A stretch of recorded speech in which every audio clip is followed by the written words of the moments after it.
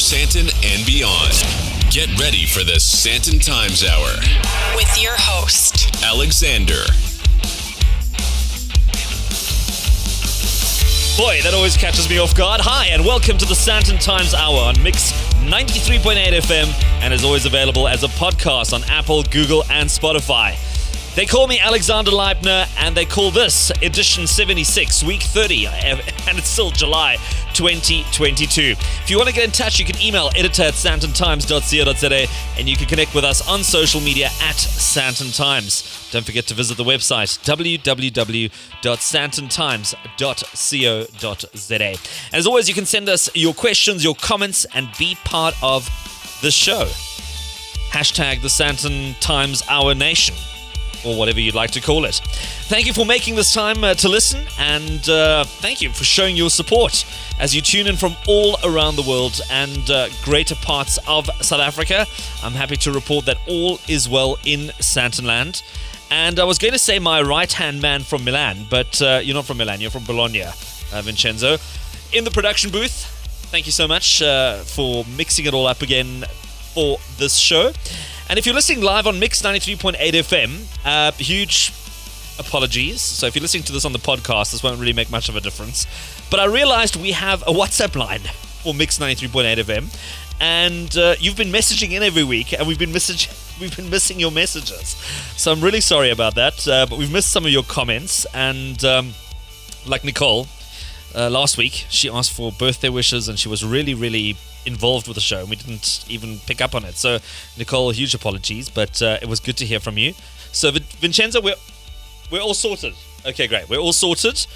So we can get your WhatsApps too, and please, we'll try and respond to those as we can, and thank you for using that line as well. Coming up on this week's episode, it premieres this week and is the godfather of reality TV shows. Back for another season in South Africa. We're getting a head start on what to expect this season. Then she has made South Africa proud by taking the Miss Supranational title for 2022. I'll be chatting to her all the way from Poland. Next, there's some great arts, music, and entertainment coming our way in Sandton towards the end of the month, and I'll be getting all the details. And finally, it is Mandela Day, so I'll be checking in with the Nelson Mandela Foundation. All this and more coming up. Your headlines for the week are coming up shortly, but let's get this Mandela Day edition on the road with a familiar voice. From Greater Sandton to the rest of the world, this is the Sandton Times Hour. This is the Sandton Times Hour on Mix 93.8 FM with Rise Up by Stargate, featuring the voice of Nelson Mandela. Boy, doesn't that take you back to a different time and place compared to where we are right now in 2022. Well, it's time to take a look at your headlines for this week.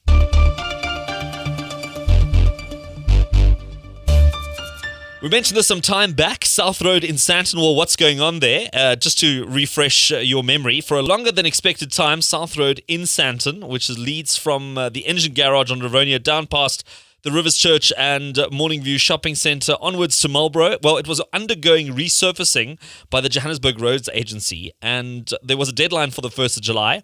It came, it went, and the road was still looking a little bit rugged and rough. Well, JRA then sort of slipped out a notification somewhere and said, well, it's been extended to the 12th of July. That would be day after our day and will be a day after. It's before and after. Well, I'm happy to report that the road is now in good condition and it looks great. I actually drove on it today and it's all done. So now we've got a great new road and we can't afford the petrol to drive on it. I'm telling you. Well, then, unemployment solved. South African Labour Minister Thulas Nxesi wants to add 2 million new jobs before the next elections. 2 million! Sure. Big goals there. Big goals.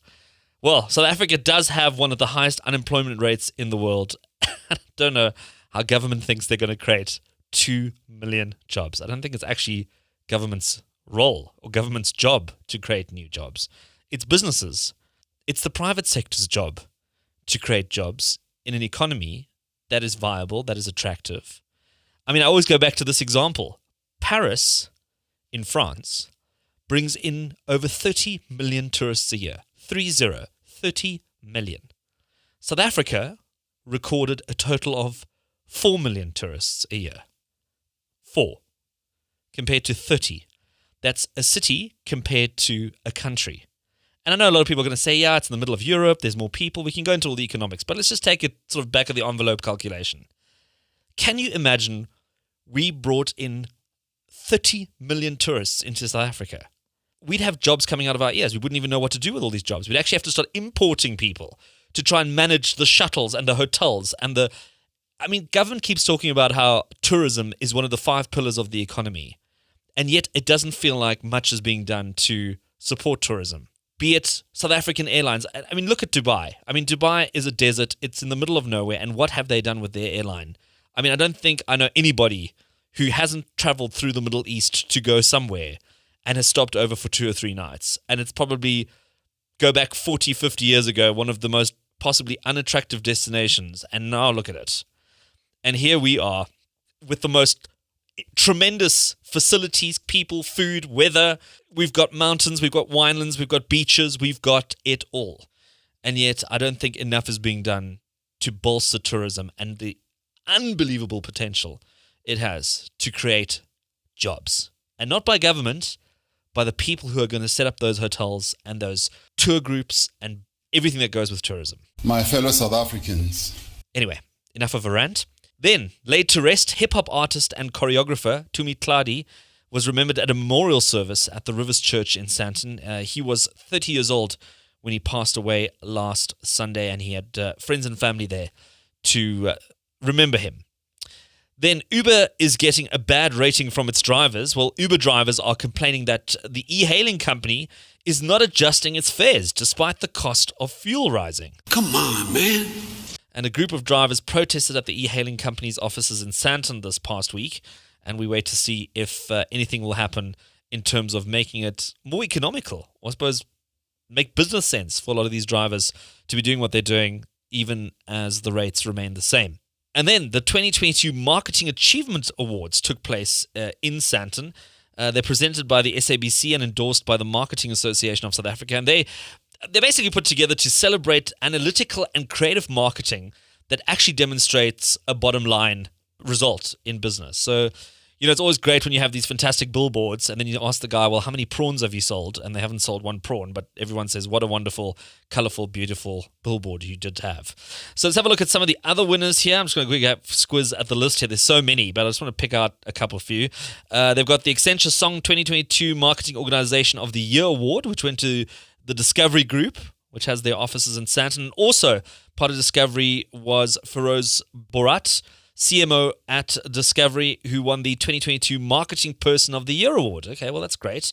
Then Mandela's 2022 Rising Star of the Year Award went to Jared Patel, Head of Marketing at Sea Harvest Group. Oh, gosh. Then we got Excellence in Internal Marketing, went to Nando's. Telcom Excellence in Resourceful Marketing Award, well, resourceful is always good, went to the Restaurant Rediscovery Campaign by Discovery Business Insurance. Well, Discovery clearly did quite well at this award. The ABSA Excellence in Marketing Innovation Award went to the Savannah Virtual Comedy Bar. I think I attended one of those. Remember those virtual events we used to do back in the months of the pandemic. And then Excellence in Strategic Sponsorship Marketing Award went to Nedbank for Nedbank Reunified. And there was a little note at the end here that says the Excellence in Reputation Management Award was not awarded. While there were some good entries into this category, the judges were of the opinion that submissions entered this year were not of a standard required to win a Marketing Achievement Award. What? Excellence in Reputation Management. Well, well, well. What does that say? Vincenzo, do you still have time for another one? No. Okay. Tight on time. Okay, let's leave it right there with the headlines for this week. Grab your torches as we get chatting Survivor South Africa with host Nico Panagio right after the break. Follow the Sandton Times on social media. At SANDTON Times.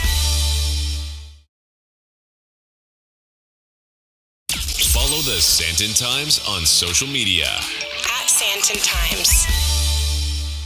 Well, it's back again. It's not just Mandela Day 2022 today, but It's also the return of Survivor South Africa, and this year subtitled Return of the Outcasts. And before we get into any more details, let me just quickly put out a quick spoiler alert, just in case you've been in the car or you're on your way home or you haven't watched tonight's premiere of Survivor South Africa for 2022.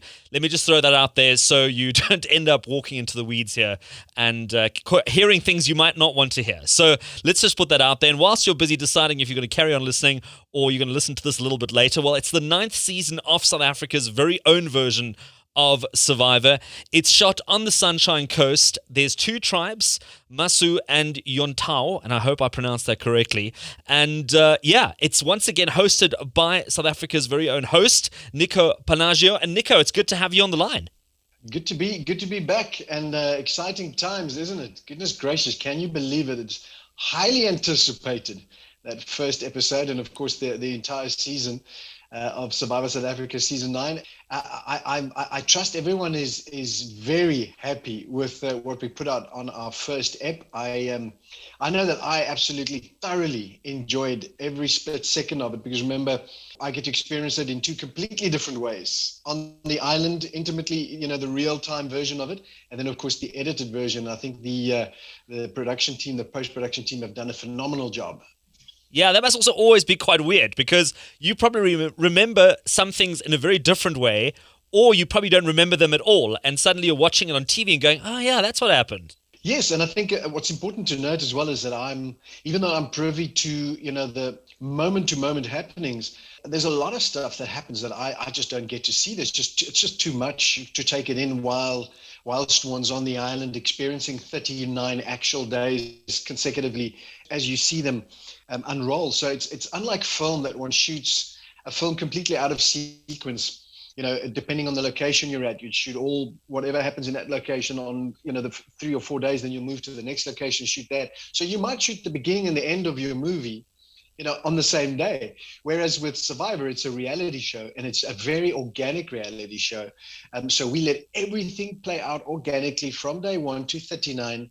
It is completely shot in sequence. So we are watching the entire season unfold on a very intimate day-to-day level, and I don't get to see all the those nitty-gritty, those small moments which I know about but don't necessarily understand in complete context, and then so I get that fuller version as well. So it's really great for me.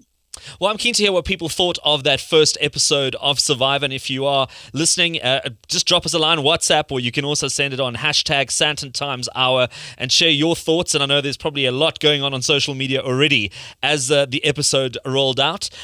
Nico, once again, how does shooting in South Africa measure up to shooting anywhere else in the world? I mean, you've done international versions of this for South Africa, but once again, we're in our own backyard for this season. Indeed we are, and how blessed we are to have such a gorgeous backyard, right? And, absolutely. With the blessing of our wonderful hosts out in the Eastern Cape, and really just being able to showcase what South Africa has in terms of natural landscape and natural wealth and beauty and resources. So it's a blessing. It's close to home, so it's not 4 or 5 flights across the pond. And I think you'll see from our gorgeous aerial shots that South Africa really is, it's spectacular. So I think worldwide it measures up as an exotic location, because that essentially is the show. A bunch of strangers cast together, stranded in a remote location that should idyllically be this wonderful, possibly a holiday resort spot, actually turns into this nightmare, because you're stranded and you have to fend for yourselves. You have to scrounge for food, build shelter. So it's that lovely juxtaposition, right? And so we've got that in our wonderful locations. That said, every single one of us, most of us, crew and cast included, we just love that crazy travel to exotic places. For us, whether we shoot here or whether we shoot in the Philippines or Samoa or the South China Seas or the Maldives, all places we've been to before, we love it because we're shooting the game of Survivor, and within seconds, that's what it is. You're in the game of Survivor. It doesn't matter where it is. But I love the travel, and my family comes along and they love the travel as well. So I miss those azure blue waters. But like I said, we have these incredible other beauty elements that just really capture the mind, and you'll see it play out this entire season. I mean, absolutely. And we often underestimate how fantastic South Africa is. It's only once you've really traveled overseas and you come back and you go, wow, we've got so much going for us. But talking about coming back, this season is all about 20 castaways who've all been on the show before, who now have almost a second chance coming back onto the show. And were there some particular contestants that you were quite surprised or quite excited to see come back and kind of get their chance to give it another shot? Well, let's call it 2.0, right, for all of them, because, we said right up front, a few people get to play this game in a lifetime, never mind get to play it twice. So not only are these people returning players, not only are they outcasts, but they are outcasts for a reason. Outcasts because the game kind of, outplayed them. The way they went out was completely out of their hands, or they showed promise and the chips just fell in a way that they couldn't handle it to keep themselves in the game. And so the returning players aren't just any returning players. These are people that are coming back that we believe showed incredible promise, have great potential, each and every single one of them, to make it all the way to the end.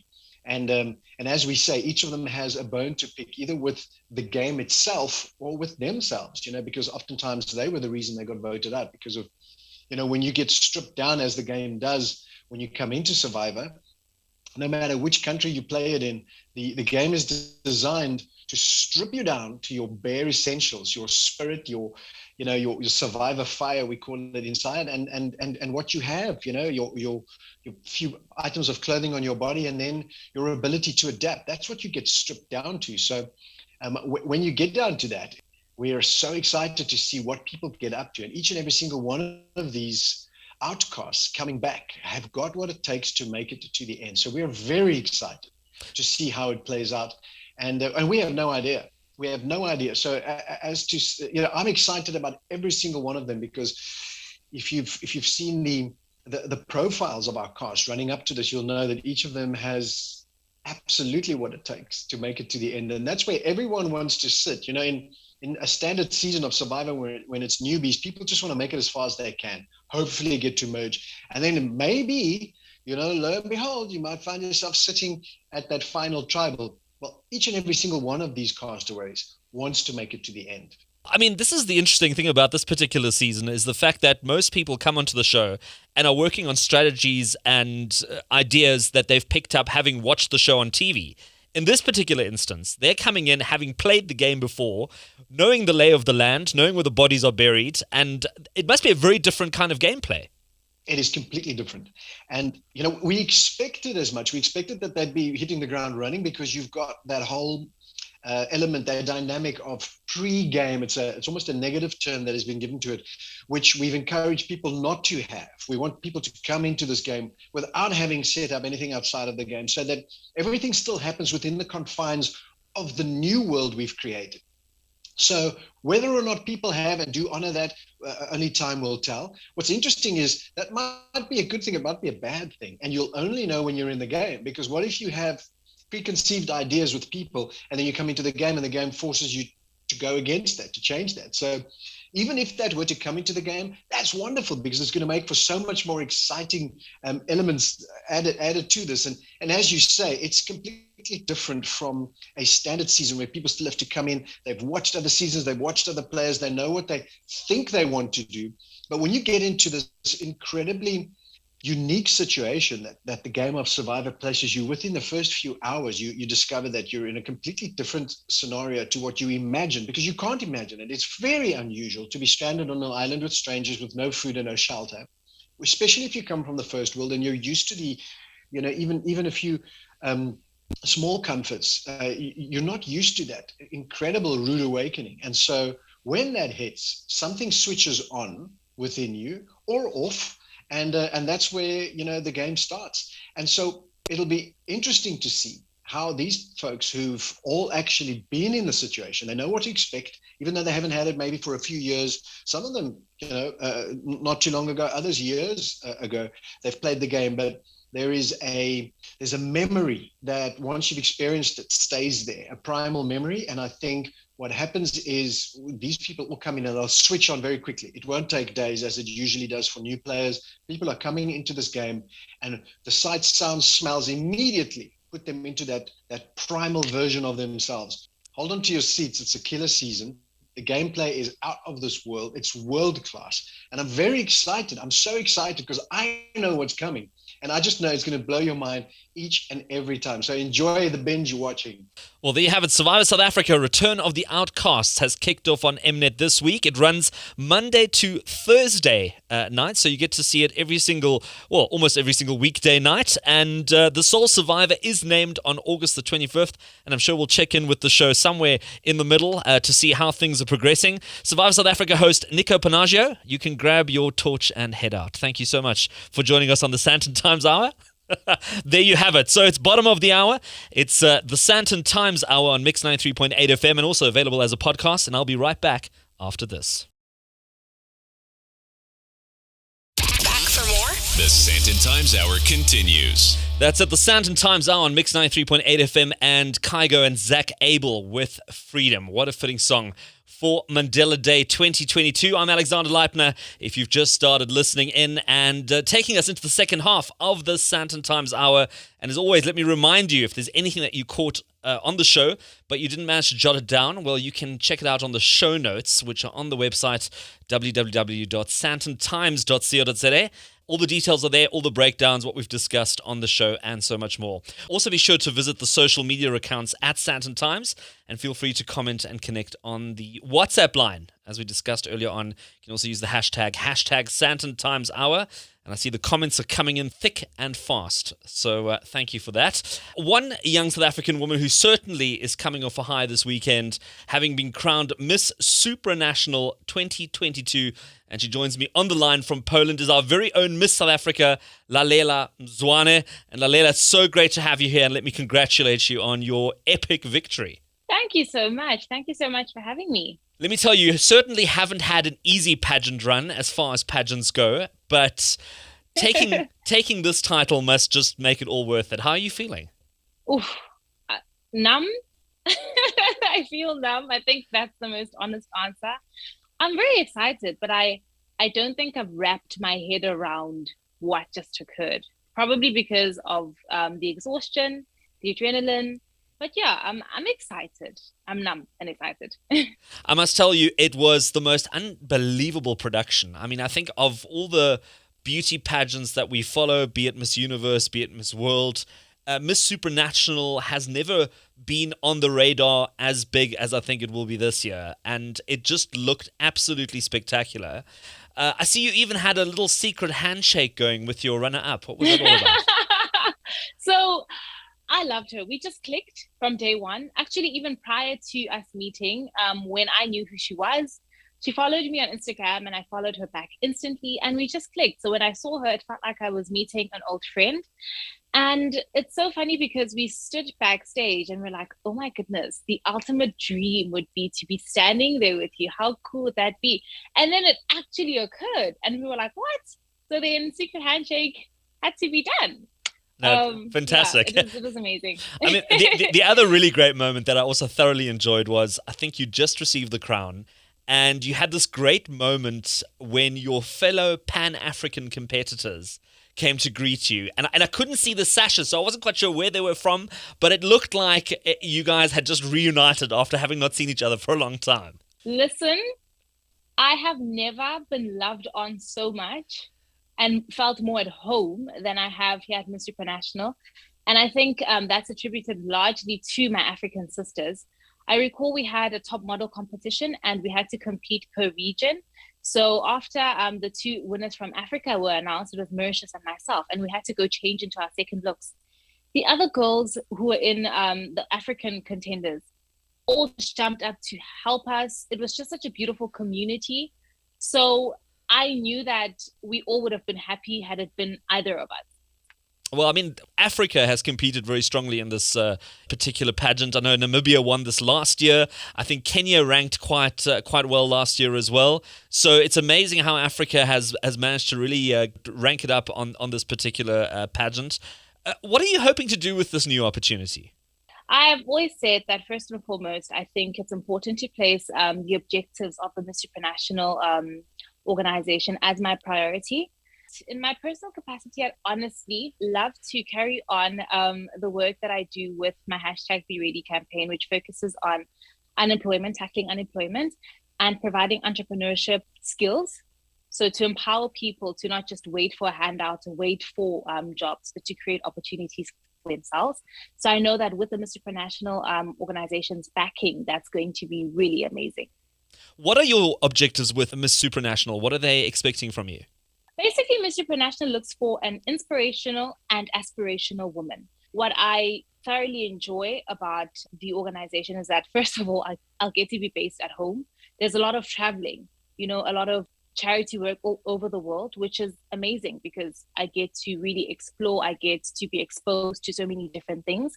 But they want a combination of a woman who knows who she is, who's confident, who has a charitable side, and very much a real girl, somebody people can aspire to be and to get inspired by who she is. Well, I can certainly tell you when your article went up on the website, I was looking at the analytics, and among your article ranking very highly, the next best article after that was How Do I Enter Miss South Africa, which was really interesting. So it's amazing how that correlation comes up, that people see somebody achieving and going, well, maybe I should give this a shot, which is all really great. Quickly, between you and me, has Trevor Noah messaged you yet for an interview?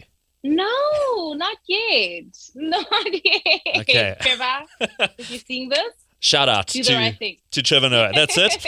And then also, it was quite a bizarre moment when you get crowned and they give you flowers and there's so much going on all at the same time. And then you got a check for $35,000 as well, which sort of appeared out of nowhere. Have you given it some thought what you want to do with that money? I even forgot that was in play up until you just mentioned it now. Honestly, no, I honestly had forgotten about it. So I haven't thought about it. I think you get so wrapped up on doing what you have to do and just really claiming that crown that, well, for me at least, the monetary value and that prize was not really on my mind. So I haven't really thought about it. Well, I must say, I wasn't expecting it either. I didn't realize that you actually did get a cash amount. And I suppose in 2022, receiving a check is a bit unusual. You're probably expecting like a geo payment or an e-wallet or a Bitcoin transfer, not necessarily a check.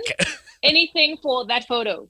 So it's fine. Yeah, man. Listen, who did you speak to straight after you won? Did you phone any family members, or was there anyone you reached out to share the moment with? So the South African creative director, Werner Wessels, was there. So he was actually standing in front of me as I was being crowned, and we were both crying. And he's there screaming, "I love you!"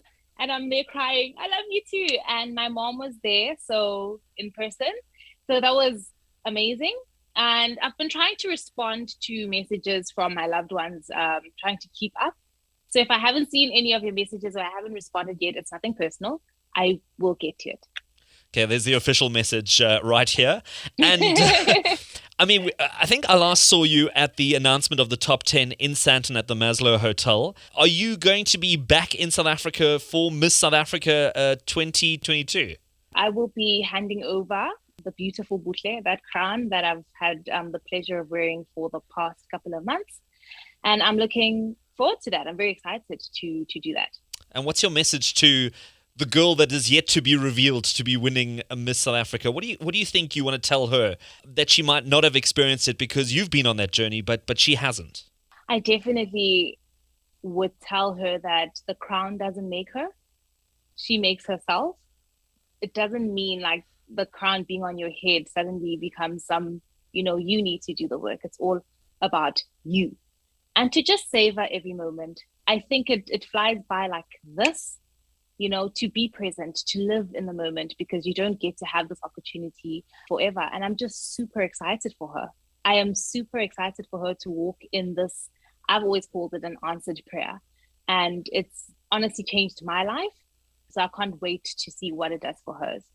Well, I certainly can't wait to see what you're going to do with your new title, Lalela Mswane, Miss South Africa, now also Miss Supranational 2022. It's been such a pleasure having you on the SANTON Times Hour, and all the very best as your journey continues.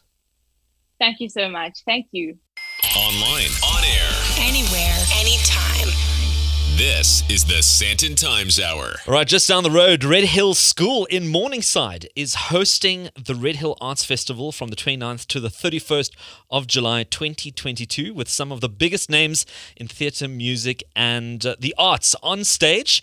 And joining me to chat about this is Joseph Gerassi, Executive Head at REDHILL School. And Joseph, tell us a bit more about the REDHILL Arts Festival.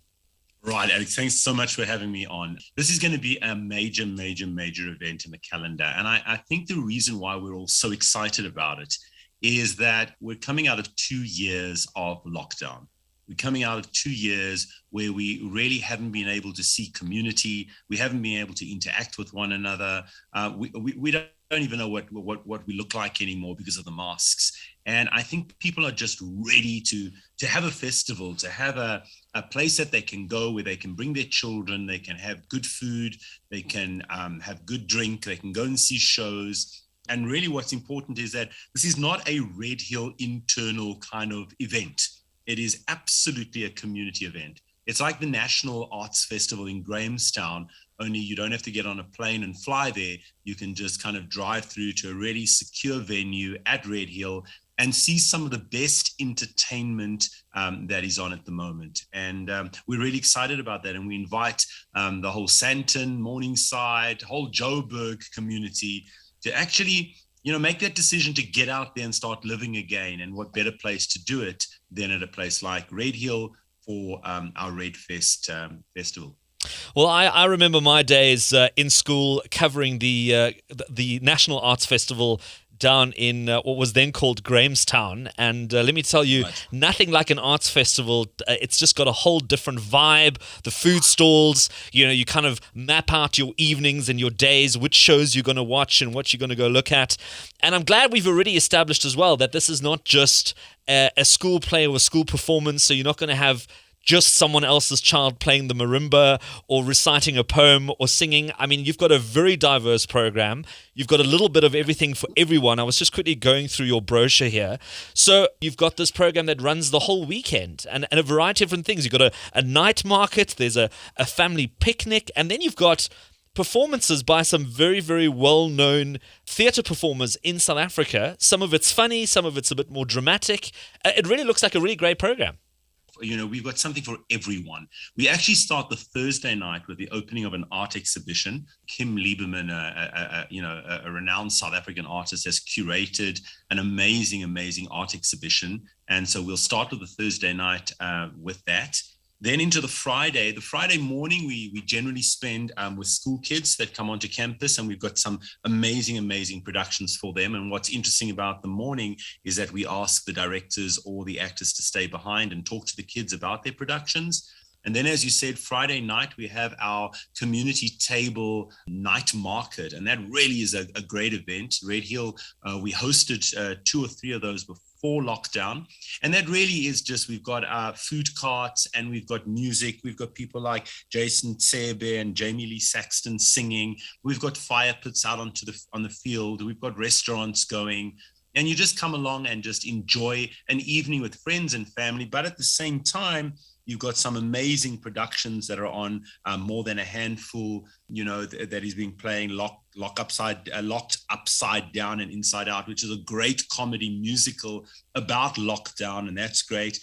We've got a great show that's coming up from Cape Town, Shadow Boxing from the Baxter Theatre, Mike van Graan's Country Duty, Brian Schimmel, who's South Africa's probably most preeminent musical director in More Than a Handful. Craig Morris, who's again, a big name in the arts world, is doing Two Lovers. So there's some amazing stuff that you can do. It's not just having some glühwein by the fire pit. It's going to catch a show and enjoying all of that. Then on the Saturday, obviously we have our full market, craft market.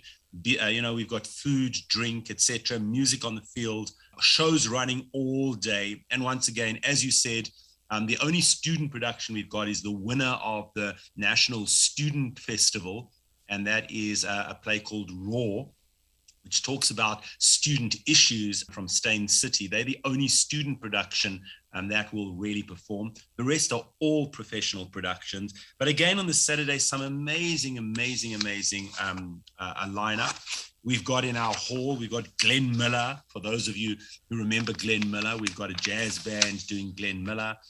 We've got Matthew Ribnick doing both Chili Boy and Monkey Nuts. He's a great festival draw card. People love to come and see him do his one-man show.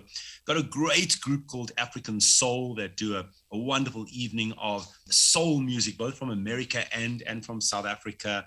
So there's a whole lot happening. And then into the evening, we have our music festival, and there we have the likes of EDM, which is a young group of drummers, Jamie Lee Saxton, our own Zena and Samang, who will be playing. And then obviously the highlights are Shakina. I don't know that much about Shakina. I think I'm of an age group that but I know the kids absolutely love Shakina. We've got Matthew Mole, who comes back again. He was at the last Red Fest, and he's a great favorite at Red Fest. And then closing it, we've got a kind of disco vibe, DJ vibe with Ayanda MVP. So you basically can come along to that from 5 o'clock and just have a great time right through till 10 o'clock on our main field. Then on Sunday, we again have a whole lot of productions. Right through the week, we've got a children's area, a massive children's area, so you can drop your kids off while you're going to go and have something to eat or go see a show. We got Zoe and the Gnomes, Mr. Hare meets Mandela, Under the Baobab Tree, lots for the kids to do. And then we have a couple of the high school bands, Greyston Marimba and Choir, our very own marimba bands, the St. Mary's Jazz Band, the REDHILL Rock Band. And then we have a great sing-along, picnic sing-along on Sunday afternoon at about 3 o'clock, where the National Children's Theatre are going to bring their cast to really go through the Mary Poppins Sound of Music kind of sing-along. So you can bring your kids, bring a picnic basket, sit out. Winters have glorious sun shining down on our campus, and just really enjoy that. And then right at the end of the festival, to close it, we have the screening of Coda, which is the Academy Award-winning movie that many people haven't seen. Great movie to come and end the festival with, but again, with other productions showing at the same time. Some of my friends have said, so do I just move in for the weekend? I said, you absolutely just move in for the weekend. Well, it sounds like an unbelievable rundown, and I also know that you also fully equipped with generators and all these things that we have to think about, especially in 2022 in winter. So it's going to be lights, camera, action as opposed to carols by candlelight, which is wonderful. Tell us a little bit more. If people want to come along, where do they go? How do they buy tickets? How does all of that work? Okay, so you get on to the REDHILL Arts Festival. So it's www.redhillartsfestival.co.za. And when you get onto that, it basically will give you the entire rundown. You can just click on the shows that you want to. It takes you straight away through to the booking site and you book. Seats are unreserved, so you'll just get whatever seats, and then you arrive on the day and you go and see the shows. We'd love people to book early. The more people we know that are coming, the better organized we can be. Again, for me, this is... I did this for two reasons. One, I wanted to bring community back again. I think Joburg needs community events. But two, our artists have had a really, really tough 2 years. And every one of our artists are being paid for doing these productions. So we're not even basing it on, if people come to the door. Fantastic. As REDHILL, we have managed to kind of raise funds to be able to pay each one of the actors. But no actor likes to perform in front of an empty audience. So we're saying to people, not only are you supporting coming out and just having a good time with your families, but you really are supporting the arts. Let this be the kickstart to getting artists back on stage, getting us back into the theaters, and just supporting the arts as a whole. So you can do that. If you don't book your tickets and you just want to come, it's free entrance. Obviously, once you're on campus, you don't have to pay to go to the market. You don't have to pay to go to the food stalls. You don't have to pay to see the outside entertainment. You do have to pay to see the shows, and then obviously for the music festival. Well, by the sound of things, don't walk, run, and make sure that you get your ticket. Joseph Gerassi, Executive Head of Redhill School, giving us a rundown of the REDHILL Arts Festival. And if you want to get all those details that he mentioned, we'll put it up on the SANDTONTIMES.co.za as well. So you didn't have to sort of try and write on your steering wheel or, get out of the bath and try and get those details. So Joseph Gerassi, thank you so much for joining us on the Sandton Times Hour. And talking about the arts and music, it's time for a spot of music. Follow the Sandton Times on social media. At SANTON Times.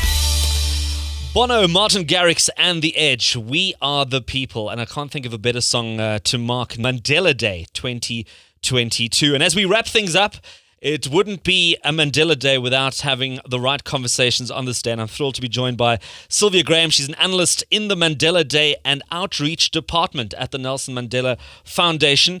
And Sylvia, what does Mandela Day 2022 mean to you as somebody who works for the Nelson Mandela Foundation?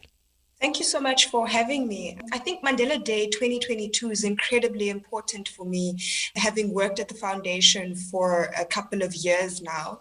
Many people have seen Mandela Day as just being a day where we mark Madiba, but having worked in the department and having had the privilege of crafting the program that spans beyond the day, I think we're really moving towards more impactful interventions that look at structural challenges that face our community. So our theme for Mandela Day 2022 looks at the intersection between food security and climate change. And this is inspired by our Each One Feed One campaign that we started at the beginning of COVID, where we distributed food parcels to those that were in need. However, we realized that by simply giving people these food parcels, we're not really dealing with the structural issues that face us as a community, and there's a need to do deeper work to address issues of food security. And I think, looking at climate change and what has happened in KZN, that shows us that the time to act is now, and we really don't have, that opportunity to wait and see what happens. I mean, Nelson Mandela is the kind of leadership that a lot of people refer back to now. I mean, we're almost looking back, 25 years of him having come to power as the president of a democratic South Africa. And I almost feel like Mandela Day in 2022 must have a very different importance as we sit in South Africa right now, having come out of a pandemic, dealing with so many leadership and just everyday issues, economic issues, challenges that people are going through. Absolutely. I think, having the example of Madiba and the way that he came out of prison and led South Africa into a democratic dispensation is a key reminder for some of us that may be termed born frees, that there's so much possibility in our country. In as much as we face the challenges we face, I think Madiba and his peers have shown us that through struggle and through solidarity, we're able to address the challenges that face us. You've also had a Mandela Day Houghton run. This is the first time that happened this past weekend. What was the thinking behind bringing in a bit of a sporting element to Mandela Day? So the work of the Nelson Mandela Foundation, and I think, the passions of Madiba have been centered around sports. So we've had the walk and run in December that has become, quite entrenched in the culture of marathons in South Africa. And I think the walk and run just brings it closer to Houghton, where our offices are. And we've also got the hotel within that vicinity, Sanctuary Mandela, that was refurbished from Madiba's old house. So I think bringing that closer to that vicinity, is a real opportunity. But sports has always been something that the foundation has ventured into and partnered in, and just taking lead from Madiba's passion for sports as well. Sylvia Graham, analyst in the Mandela Day and Outreach Department at the Nelson Mandela Foundation. I thank you for making the time to chat to us on the Sandton Times Hour on this Mandela Day 2022. That's it for another Sandton Times Hour on Mix 93.8 FM, and is always available as a podcast on Apple, Google, and Spotify. If you want to get in touch, you can email editor@sandtontimes.co.za, or you can connect on social media at Sandton Times. And you can also visit the website www.santontimes.co.za. Feel free to send through your questions or comments, and we always look forward to hearing from you. And as you know, the WhatsApp line is up and running, so whenever you're connecting during the show, make sure to drop us a line on WhatsApp as well. You're more than welcome to. Thank you to all our guests who've made the time to be part of this week's episode. And Vincenzo, thank you for keeping us sounding good for another week. Thank you to the Sandton Times team as always, and everyone at Mix 93.8 FM. Thank you for listening, and let's connect again next week.